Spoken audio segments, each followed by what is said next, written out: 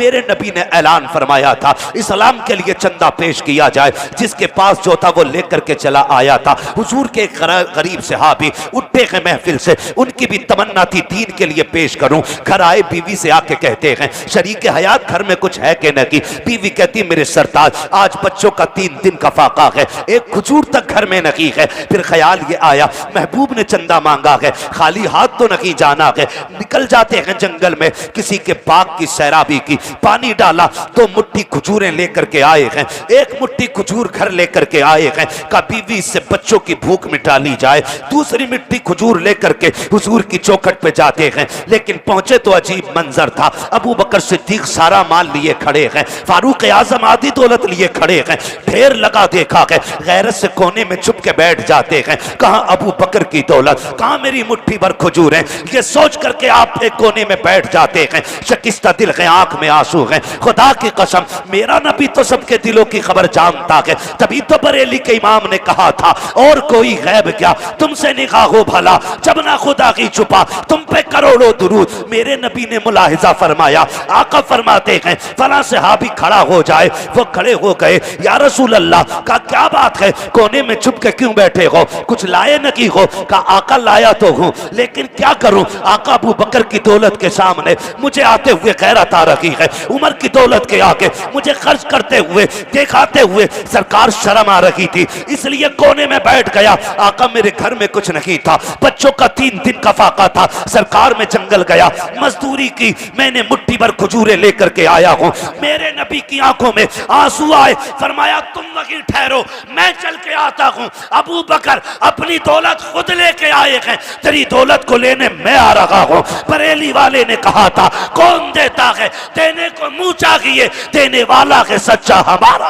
सुभान अल्लाह। नारे तकबीर, नारे रिसालत, नारे गौसियत, मसलके आला हजरत मुफ्ती हम्माद रजा साहिब क़िबला, जश्न दस्तार बंदी। सुभान अल्लाह। इतनी कसरत से दौलत है, सुबह को उठ रहा नाक तक भर के दूध पी रहा, और जब शाम दोपहर का खाना उल्टी सुल्टी करवटें, और फिर रात का भी 12 बजे खा रहे हैं हम लोग, और फिर उसके बाद कह रहे हैं भाई बड़ा सुकून है, बड़ा सुकून है। ओ भाई ख्याल किया करो, ख्याल किया करो, जैसे अपनी इज्जत है ना वैसी दूसरे की इज्जत समझा करो, दूसरे की इज्जत समझा करो। पसंद की बोटी नहीं आई तो फेंक दी। तुम्हें मालूम है जितनी देर बारात का खाना चलता है, बेटी का बाप किसी कोने में खड़े होकर कहता मालिक आज इज्जत बचा लेना, आज लाज रख लेना। मालिक अगर एक रोटी भी कम पड़ गई, मेरी बेटी पूरी जिंदगी ससुराल में ताने सुनेगी। वो रो रो के कोने में कह रहा होता है, और हम बोटियां फेंकते होते हैं। हमें गैरत आनी चाहिए। और हालात यहां तक बिगड़ चुके हैं, दावत एक की होती है, बाइक पे 3-3 टंके जा रहे हैं। एक बंदे की दावत है, एक एक घर से 6-6 भर के जा रहे हैं। जितनों की दावत हुआ करे उतने ही लोग जाया करो, दूसरे की इज्जत का ख्याल किया करो। इस चीज का खास ख्याल रखना, दावत एक की है। चल यार भूरा मेरे दोस्त के यहाँ दावत है, चल कलुआ तू भी बैठ जा, बस की बात नहीं है, वरना बाइक में डंडे बांध के भर के ले जाएं। और तुम्हें खुदा का वास्ता जितनों की दावत हुआ करे उतने की जाया करो। और भी अगर नेकी कमाना चाहते हो, अगर तुम्हें पता है कोई गरीब बाप बेटी को रुखसत कर रहा है, उसने मेहनत से आज ये दिन देखा है, तो आधी खुराक अपने घर पे खाना खा लो, आधा खाना बचा करके, आधी खुराक बचा करके किसी बेटी के बाप के घर जाके खा लो। अगर तेरे हिस्से की एक रोटी की वजह से किसी गरीब की इज्जत बच जाएगी, अल्लाह अपने कर्म से कयामत में तेरी इज्जत बचा देगा, तुझे इज्जत अता फरमाएगा। आज हालात बिगड़ते जा रहे हैं। और मेरे भाई मैं कहना ये चाहता हूं, जब वलीमों के खाने होते हैं, इमाम साहब दावत के लिए आते हैं, उसके बाद ये कह दिया जाता है खाना कम पड़ गया है। पहली बात मदरसे वालों की दावत होती नहीं है, और अगर कर भी दी जाती है तो कोई बुलाने नहीं आता है। फिर ख्याल आता है 4 बजे जाके, ओ यार हाफिज जी नहीं दिखे, फिर बच्चा भेजा जाता है, जाओ मदरसे से किसी को लेके आओ। वो मदरसे आता है बुलाने के लिए, तब जाके बची कुची कुरान वालों को खिलाई जाती है। ये इज्जत दी है हमने कुरान को, यह एहतराम दिया है हमने कुरान कुरान को, ये अजमत बख्शी है हमने कुरान को, गैरत आनी चाहिए। और ख्याल करो यार, अल्लाह तौफीक दे। तुम्हारे हालात ये हैं कि जब खाने के टेबल लगा करते हैं, कंडीशन ये हुआ करती है सबसे आगे टेबल लगे होते हैं। अगर कोई मैले कपड़े वाला बंदा आ जाता है, लोग कहते पीछे जा, तुम्हारा खाना उधर चल रहा है, नीचे बैठ के खिलाया जा रहा है। ये किसके लिए है? का इस पे वीआईपी लोग बैठेंगे, इस पे वीआईपी बैठेंगे। किसे कहते हो वीआईपी? कौन होता है वीआईपी? लोग समझते हैं 22,000 का कोट पहनने वाला वीआईपी है, 18,000 का चश्मा लगाने वाला वीआईपी है, 26,000 का जूता पहनने वाला वीआईपी है। नहीं, खुदा की कसम, ये तो तेरा मेरा ख्याल है। चल मदीने वाले से पूछते हैं वीआईपी कौन है। आका फरमाते हैं खैरुकुम मन तअल्लमल कुरान व अल्लमहु। ये पैंट वाला वीआईपी नहीं है, टोपे वाला वीआईपी नहीं है, चश्मे वाला वीआईपी नहीं है। सबसे वीआईपी वो है जो कुरान पढ़ा करता है, कुरान पढ़ाया करता है। सुभान अल्लाह। नारे तकबीर, नारे रिसालत, नारे गौसियत, मसलके आला हजरत, उलमाए अहले सुन्नत। सुभान अल्लाह, सुभान। ओ भाई, हमने इनकी जगह किधर रखी? हाफिज जी आ गए। अब्बा, मदरसे के बच्चे आए, बेटे चटाई बिछा के बैठा दे कहीं कोने में। क्यों? ये तुझे यतीम लग रहे? खुदा की कसम, ये लावारिस नहीं है, ये वो हैं जिनका काबे वाला भी वारिस है, खुद मदीने वाला भी वारिस। इन्हें लवारिस न समझना। हक। इन्हें सबसे पहली कुर्सी पे बैठा। दावे के साथ कहता हूं, अगर बारात हिसाब से ज्यादा आ जाए, खाना कम हो बना हुआ हिसाब से, तो इतना एहतमाम करना, कहना सारे मेहमान बाद में खाएंगे, मदीने वाले के मेहमान पहले खाएंगे। पहले दस्तरखान पे इन्हें बैठाओ और इनको खिलाओ और इनसे कह दो बस दुआ कर देना। खुदा की कसम, जरा सच बताओ, तुम्हारा मेहमान मेरी बस्ती आ जाए, मुझे पता चले उस बस्ती से आया गई है जिस बस्ती में हम तकरीर करके आए थे। हाँ, मौलाना वसीम का जानने वाला, इनका मुक्तदी है, मैंने उसको खूब खातिर तवाज़ो की। बताओ, मौलाना वसीम को पता चले कि हम्माद साहब के यहाँ गए थे तो हमारे नाम से बड़ी इज्जत दी गई, इन्हें खुशी होगी कि तकलीफ होगी? सारे बोल रहे हैं, ये पीछे वाले क्यों नहीं बोल रहे हैं? खुशी होगी कि तकलीफ? खुशी होगी ना। आपका मेहमान मेरे घर आ जाए या मेरा मिलने वाला आपके यहाँ चला जाए, मेरे नाम पे आप उसे इज्जत दो। वो आके कहीं फला जगह गए थे, मैंने आपका नाम लिया, लोगों ने पानी पिलाया था, खाना खिलाया था, मैं बड़ा खुश हो जाऊंगा। फिर जबान क्या कहेगी? अल्लाह, जिसने मेरी इज्जत रखी है कयामत में उसकी इज्जत रख लेना।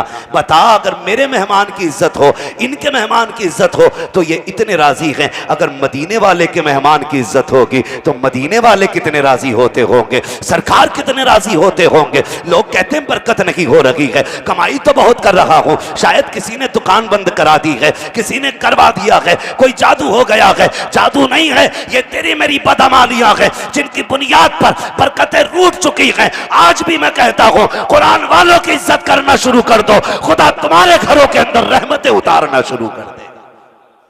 सुभान अल्लाह, सुभान अल्लाह। करो इज्जत इनकी, खिलाओ कुरान वालों को। हाँ, मैं कहता हूं मुबारकबाद के मुस्तहिक हैं जिन्होंने इन्हें एक बार पानी भी पिला दिया होगा, एक बार पानी भी पिला दिया होगा। आप मस्जिद से अटैच आपका इदारा है, अल्लाह करे आपका ये मदरसा आने वाले दौर का जामिया बन जाए।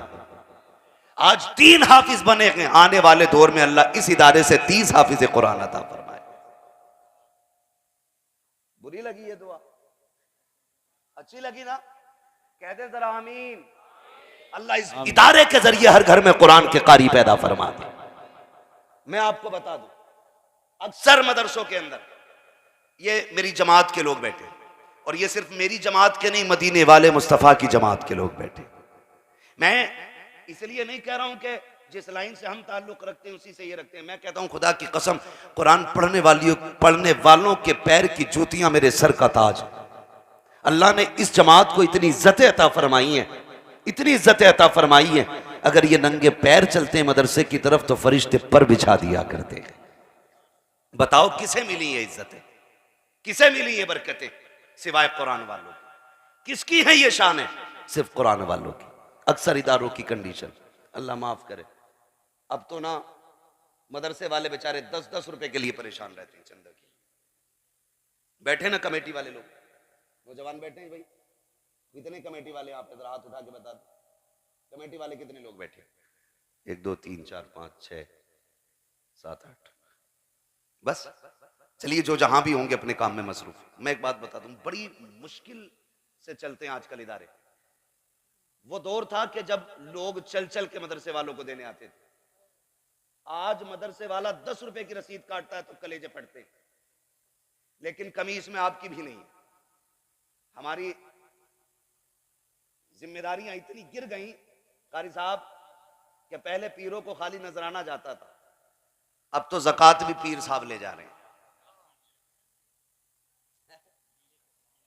उशर भी पीर साहब का ही हो गया।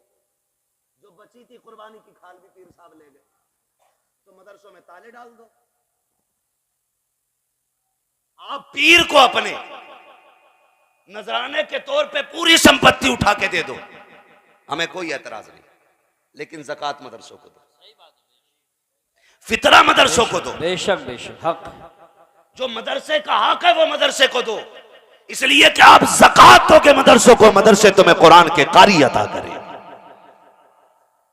आज कंडीशन ये है, इमाम साहब कारी साहब फोन कर दे, हाँ भाई अब्दुल रशीद भाई, किसी का नाम हो तो समझ मत लेना कि आप ही को कह रहा हूं मैं, मिसाल के तौर पे नाम ले रहा हूं मैं खाली, है ना। एक बार मैंने ले दिया नाम तो कह रहे मौलाना हम ही कह रहे थे क्या।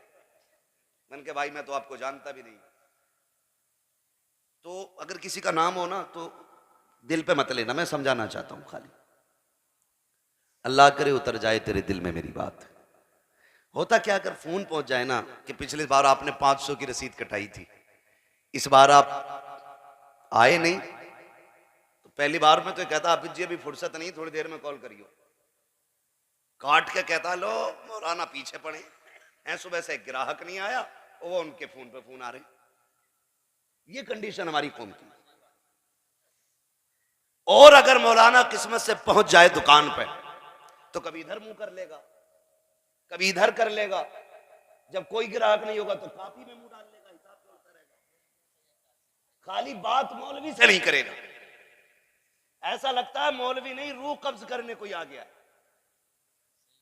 नजर नहीं मिला रहा है। ये कड़वी सच्चाई है। मौत सबको आनी है, मौत क्या इसमें मौत, पीछे वाले भी बोले मौत सबको आनी है। तो इमाम साहब मौलाना से कह रहा है क्या बात थी, फिर आखिर में कैसे आए, बोले वो आपकी पिछले साल 600 रुपए की रसीद थी। तो कह रहा इस बार बड़ा मद्दा चल गया। पता चला आपके जून की गर्मी ये पूरे 40 दिन नैनीताल में काट के आया, जहां रूम का किराया 2000 था खाली। लाखों रुपए नैनीताल की गर्मी सर्दी में काट के आया, उड़ा के आया। मौलवी से कह रहा मद्दा चल गया। बेटे अभी कम मद्दा चला, मर के देखो और मद्दा चलेगा, और भी मद्दा चलेगा। और उसके बाद जब मौलवी 10-20 रुपए लेके निकल जाए कारी साहब दुकान से, कह रहा है इन्हें ज़कात लेने के अलावा दूसरा काम ही नहीं है।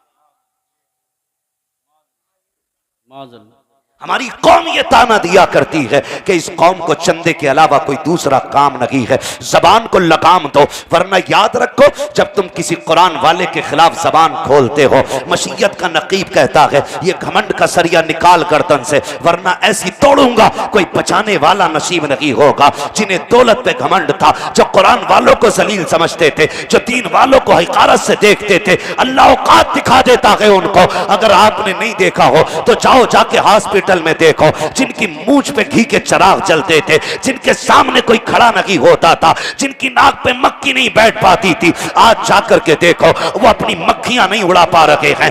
ऑक्सीजन लगी है, रखे हुए हैं वेंटिलेटर पर, मोहताज पड़े हैं, कपड़ा तक सीधा नहीं कर पा रहे हैं। आज नकीब पूछता है मशीयत का, किधर गई तेरी अकड़, कहां गई तेरी ताकत जिस पे इतराया करता था। देख कल भी हम ताकत वाले थे, आज भी हम ताकत वाले हैं, तब तुझे औकात दिखाई जाती है, उस वक्त भी तुम देखना प्यारे, जो ये कहता था कि मुझे तुम्हारी जरूरत नहीं है, अकेला काफी हूं, मुझे परिवार की जरूरत नहीं है, तनखा आगे बढ़ जाऊंगा, होश के नाखून लो होश के नाखून। रब ने एक दूसरे की जरूरत बनाया है, तुम्हें अकेले होके नहीं चल सकते हो। जब तुम्हें वेंटिलेटर पे रखा जाता है, ऑक्सीजन लगाई जाती है और तुम खुद से मक्खी नहीं उड़ा पाते हो, मिलने वाले लोग तुमसे आते हैं, तुम पानी तक नहीं पी पाते हो, पाइप लगा के जिसके जरिए जूस डाला जा रहा है, पानी डाला जा रहा है, कहां गई तेरी वो सांसें, कहां गई वो तेरे माथे की लकीरें जिन्हें दिखा करके लोगों को डराया करता था, किधर गई तेरी अकल जब तू कहता था कि मियां मैं नाक पे मक्खी नहीं बैठने देता हूं। आज तुझे आईना दिखाया जा रहा है, तेरे मिलने वाले लोग कोई जूस लेके जा रहा है, कोई फल लेके जा रहा है, फिर डॉक्टर ये कह देता है नहीं नहीं करीब नहीं जा सकते हो, दूर से देख सकते हो, तुम वेंटिलेटर पे पड़े रहोगे, तुम तिरछी आंखों से देखोगे, कुछ कर नहीं पाओगे। उस वक्त तुमने देखा होगा जो पड़े होते हैं, ऑक्सीजन लगी होती है, उनकी आंखों से आंसू बहते होते हैं, लेकिन कुछ कह नहीं पाते हैं। जिस जबान से ताने देते थे, जिस जबान से लोगों को गालियां देते थे, जिस जबान से कुरान वालों को हकीर समझते थे और बोला करते थे, आज अल्लाह ने ताला लगा दिया है। तो जुमले तो क्या है, तो हर्फ नहीं बोल सकते हो, पानी नहीं कह पा रहे हो, भूख नहीं कह पा रहे हो, प्यास नहीं कह पा रहे हो, बेटा कह के नहीं आवाज दे रहे हो, अपने मन की बात नहीं कह पा रहे हो, अंदर घुटन हो रही है, सीने पे जलन हो रही है। और ये जो आने वाले मेहमान है, कोई जूस लेके आ रहा है, कोई फल लेके आ रहा है, सिर्फ देख के इसलिए रो रहे हो। आज इसलिए नहीं रोया है कि आज हो क्या रहा है, इस ख्याल ने रुला दिया है, नादान ये जूस लेके आया है, जिंदगी के आखिरी लम्हे हैं, काश कोई सूरह यासीन का पानी लेके आ जाता, कोई सूरह रहमान का तोहफा लेके आ जाता, कोई कुरान की तिलावत लेके आ जाता। वो ऑक्सीजन पे लगा बंदा रो रो के कहता है कोई तो होता जो मौत की आसानी के रास्ते निकाल लेता। इसलिए मैं कहता हूं अपने बेटों को कुरान का कारी बना लो, ताकि जब सांसें अटकने लगे तो खुदा की कसम इतना इंतजाम हो जाए, इधर कुरान पढ़ा जाए, उधर तेरी रूह बदन से निकले और फरिश्ते कहे मुबारक हो, कुरान के सदक़े में तुझे जन्नत का मेहमान बना दिया गया। सुभान अल्लाह। नारे तकबीर, नारे रिसालत, नारे गौसियत, मसलके आला हजरत, उलमाए अहले सुन्नत, मुफ्ती हम्माद रजा साहिब क़िबला। ओ भाई, अगर आखिरत भली चाहते हो तो कुरान वालों की इज्जत किया करो, कुरान वालों की इज्जत किया करो। अधिकारियों के ऑफिस में आना जाना तो लगा ही रहता होगा ना, सबकी जरूरत है, मुसलमानों की तो बहुत ज्यादा जरूरत है, क्योंकि हर तीसरा बंदा मुकदमा करे बैठा है चौथे बंदे पे। झगड़े ही बहुत है, इतनी सी के लिए मर रहा, तिरछी कैसे कर दी डोर, ईंट कैसे निकल गई, और मांझा ईंट निकली है, भेजा नहीं निकला है अभी। उस वक्त तक बाज नहीं आते जब तक भेजा नहीं निकल जाता। और खुदा के बंदो, 2-2 इंच जगह के लिए झगड़े न किया करो। तुम नहीं जानते हो जो खून बहाया करते हैं फिर वही जनाजे उठाया करते हैं। अपने जनाजे हम ही को उठाने पड़ते हैं, कोई और नहीं आता है। इसलिए खुदारा गुस्से पे कंट्रोल रखा करो। देखा होगा आपने, अगर किसी डीएम एसडीएम के ऑफिस में जाने लगे, अरे सीओ के ऑफिस में जाने लगो, मोबाइल साइलेंट, सांसें धीमी। अगर पूछ रहा कैसे आए, इतना कांप रहा एक बार में तो बता ही नहीं पा रहा है कैसे, हाँ इतना कांप जा रहा है, बता ही नहीं रहा कैसे आए। 2-3 बार तो साफ साफ ही निकलता रहता है इसके मुंह से, हाँ। और अगर वो घूर के देख ले तो फिर पेशाब निकल जाए।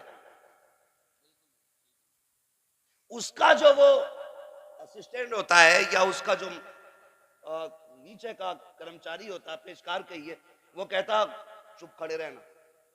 उसकी इतनी चल रही है कि कतई सांस जोर से नहीं ले रहा। अगर घंटी बज गई फोन की फिर अंजाम समझ सकते हो। इतना डरते हो तुम इनकी बारगाह में खड़े होने से, फिर क्यों डर नहीं लगता रब की बारगाह में खड़े होने से। ये चंद दिन के कुर्सी पे बैठने वाले लोग, एक दिन इन्हें भी मौत आनी है, फिर उस रब से क्यों नहीं डरते कि जिसे कभी मौत नहीं आनी है। जिससे एक एक लम्हा पोशीदा नहीं है, क्यों नहीं डरते?